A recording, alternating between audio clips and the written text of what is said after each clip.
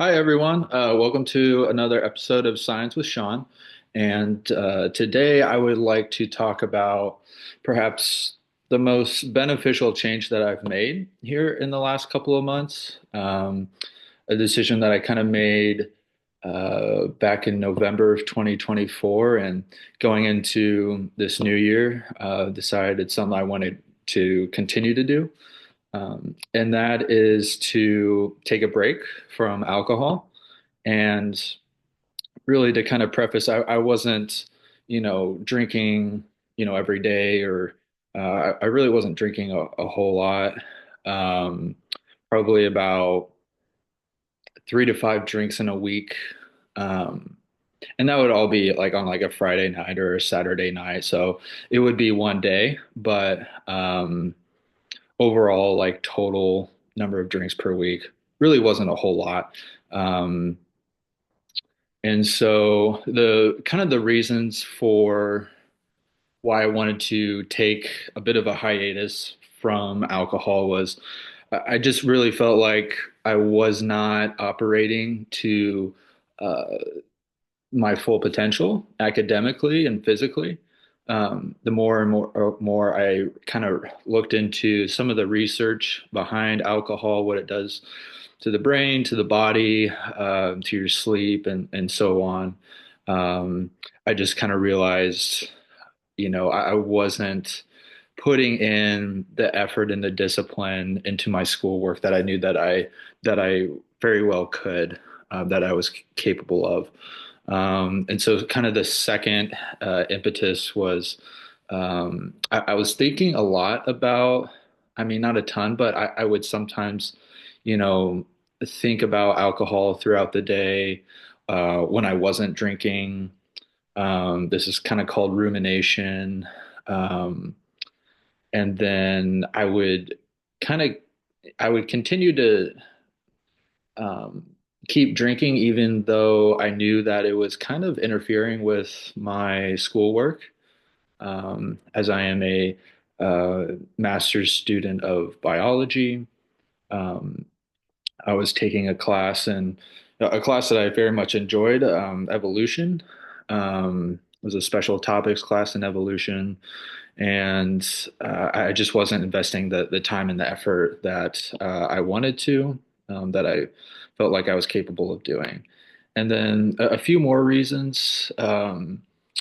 So people with ADHD, in particular, have are much more likely to become addicted to any substance, not just alcohol.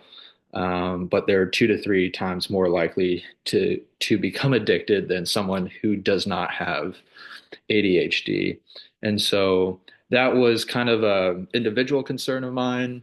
Another reason for wanting to take a break is because I know that, like, at an individual level, this isn't going to affect, it's just going to be harder for me probably, to kind of, uh, take a break from it, and um, that it could become a bigger problem if I didn't really step back and take a break from it. So, um, and then just the time aspect, wasting a day or two from just recovering from the night before. If I was, out kind of late, um, I was out past, midnight or 1 a.m. or 2 a.m. Um, then I was spending the whole next day was kind of ruined, in terms of not being able to do any like do much schoolwork. My brain wasn't functioning the way that I wanted it to, and then it's just hard to get a decent workout in the next day if I had 5 drinks that past night. So um, and then I also, even if I was working on schoolwork, if I was writing a paper, I couldn't really trust my how I was feeling, or like my thought process. I think it's really important, especially in writing, um, to be able to have your prefrontal cortex operating at an optimal level. so that you can filter out, what are some good ideas, what are some not so good ideas. Um, and I just didn't want to say anything that was more like the alcohol talking versus, you know, uh, was this a good idea or was this, alcohol? Was this, um, so there were just some factors like that that kind of led into my desire to take a break from it.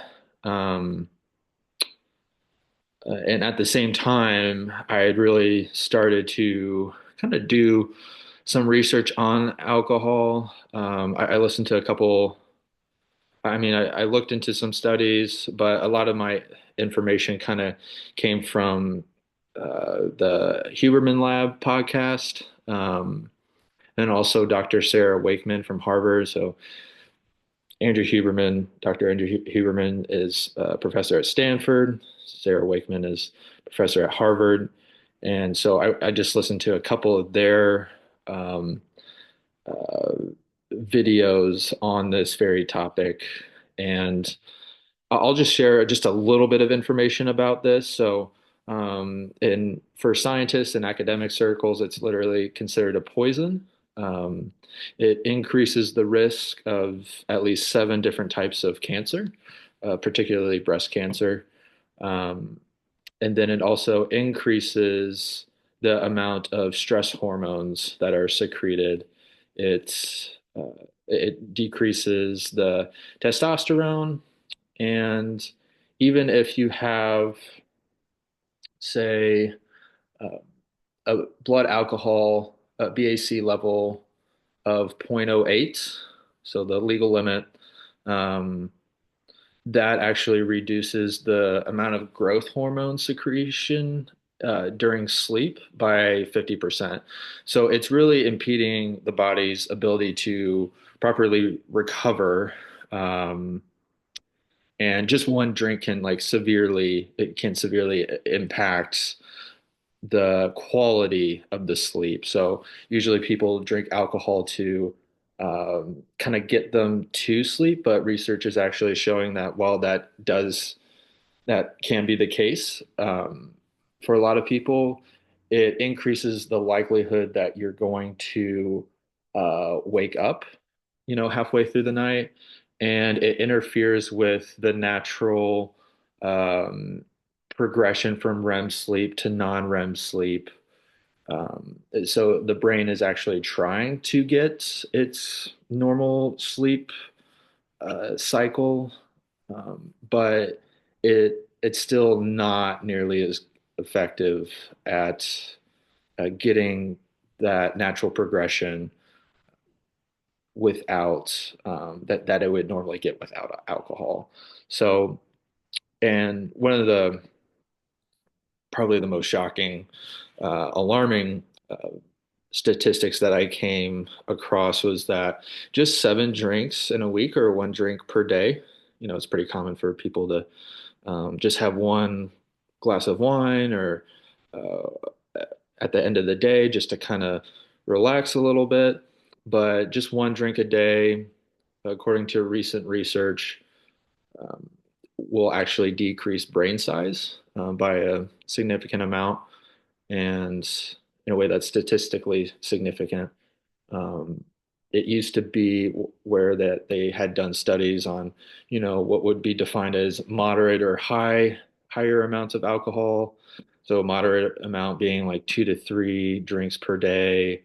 Um, and then more than that would be like four or more drinks per day. And that had shown to decrease brain size over time.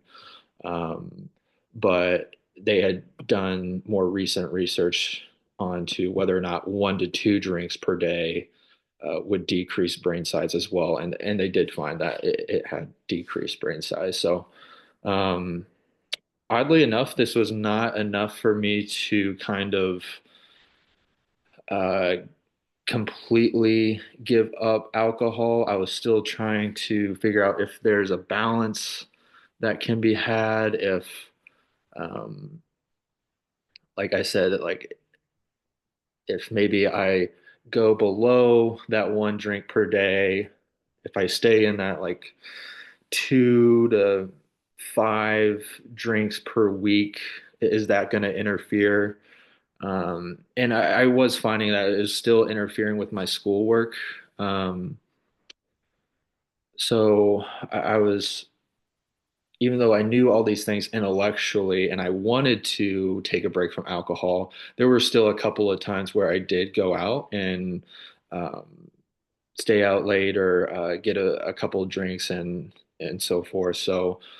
Um, so I felt like I was like an early, like I wouldn't say full on addiction or anything like that. It was just, um, it was a little bit of a struggle to give it up at first, but kind of, I want to talk about like the shift, the mental shift or the reframing that I kind of had to do in order to give up alcohol. And instead of viewing this as like, oh, I need to give up alcohol completely forever, um, I just switched it to I need to find something better than alcohol. So I had to ask myself questions.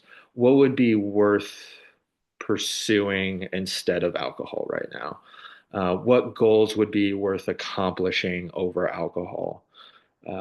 Because I was realizing that alcohol was not getting me any closer to my goals. It was impeding my progress.